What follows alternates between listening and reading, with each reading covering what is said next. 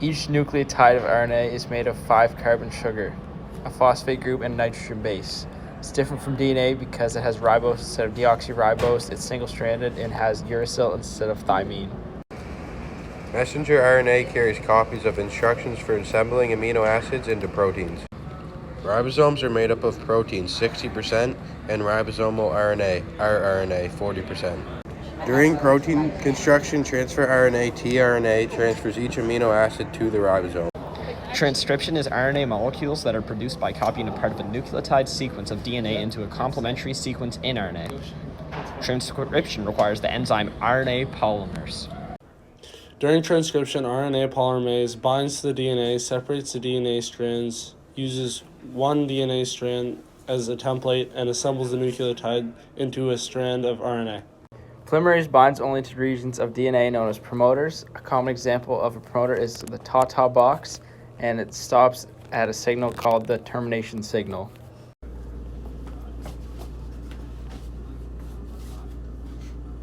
That's good. So we have RNA editing. This includes introns and exons. Introns are pretty much irrelevant and just get cut out, while exons are what are kept to help form mRNA.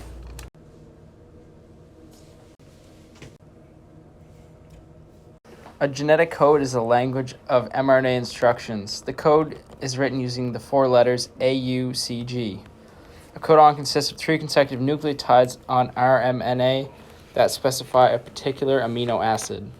So there's always a start codon that is AUG, and there's always a stop codon that is either UAG, UAA, UGA. Then we got the big number 2, translation. It's the decoding of an mRNA message into a polypeptide chain or a protein. Translation takes place on a ribosome. And during translation, the cell uses information from messenger RNA to produce proteins. So in translation, mRNA molecules attach to a ribosome. Each codon of the mRNA molecule moves through the ribosome. The proper amino acid is brought to the ribosome by tRNA, and in the ribosome, the amino acid is transferred to the growing polypeptide chain.